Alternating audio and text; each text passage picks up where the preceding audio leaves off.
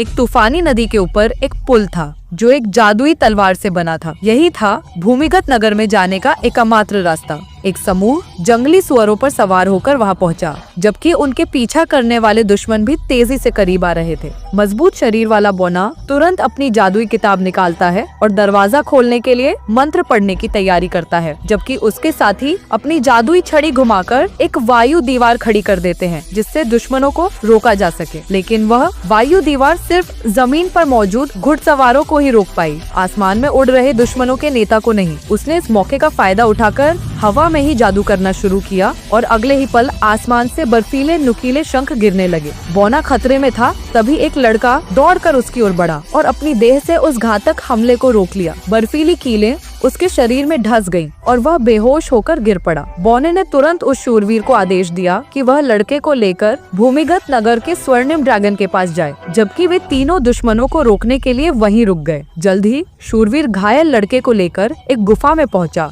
जहां अंधेरे में एक विशाल आकृति उभरी और लड़के ने पहली बार उस महान स्वर्णिम ड्रैगन को देखा। उधर दुश्मनों ने वायु दीवार को तोड़कर आक्रमण शुरू कर दिया। जादूगर ने अपनी जादुई छड़ी घुमाई और दुश्मनों को पीछे हटाने लगा, लेकिन दुश्मनों का नेता उनके हमलों से बचकर सीधा पीछे की ओर जा पहुंचा। सिर मुंडाई योद्धा और जादूगर आगे से आ रहे सैनिकों से लड़ रहे थे, जिससे बोने को मंत्र पढ़ने का समय मिल सके। मगर जैसे ही बोना अग्नि का जादू करने वाला था, दुश्मनों के नेता ने अचानक आसमान से आकर उस पर हमला कर दिया। बोना मंत्र पढ़ने की कोशिश कर रहा था, लेकिन दुश्मन ने उस पर मौन मंत्र डाल दिया, जिससे वह कोई भी जादू नहीं कर सकता था। जैसे जैसे दुश्मन बार बार मौन मंत्र का प्रयोग कर रहा था, बोने की स्थिति और भी संकटमय होती जा रही थी। गंजा योद्धा मदद के लिए भागा, लेकिन एक चमगादड़ जैसा राक्षस उसकी राह में आ गया। वह अपने विशाल जबड़े खोलकर उस पर झपटा, परंतु योद्धा एक शानदार फिसलती हुई चाल से उसके नीचे से निकल गया और पलटकर एक जोरदार प्रहार किया, जिससे वह राक्षस खाई में गिर गया। इसी दौरान दुश्मनों का नेता एक विनाशकारी जादू करने के लिए ऊर्जा इकट्ठा करने लगा, लेकिन अगले ही क्षण जादूगर ने उस पर परिवर्तन मंत्र डाल दिया, जिससे वह अचानक एक छोटे से घोंघे में बदल गया। अब जब कोई उसे मौन मंत्र से रोकने वाला नहीं था, बोने ने तुरंत अपनी अग्नि शक्ति छोड़ दी, जिससे पुल पर खड़े सभी दुश्मन जलकर खाक हो गए।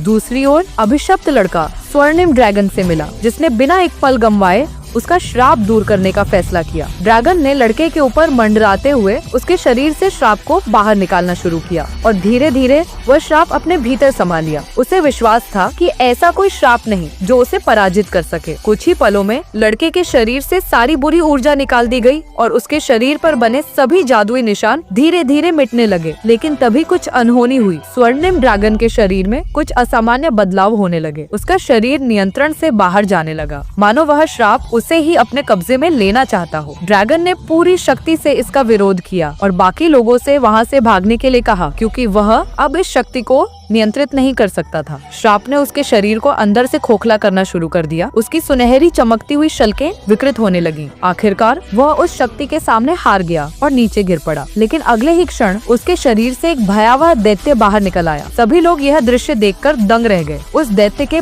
5 सिर थे और प्रत्येक सिर एक अलग तत्व का प्रतीक था। उसने जमीन पर खड़े छोटे छोटे इंसानों को देखा और तुरंत हमला कर दिया। दैत्य के 5 सिर एक साथ अलग अलग तत्वों का शक्तिशाली हमला करने लगे। शूरवीर ने घायल लड़के को अपनी ढाल के पीछे छिपाया और पूरे बल से उसे बचाने की कोशिश की,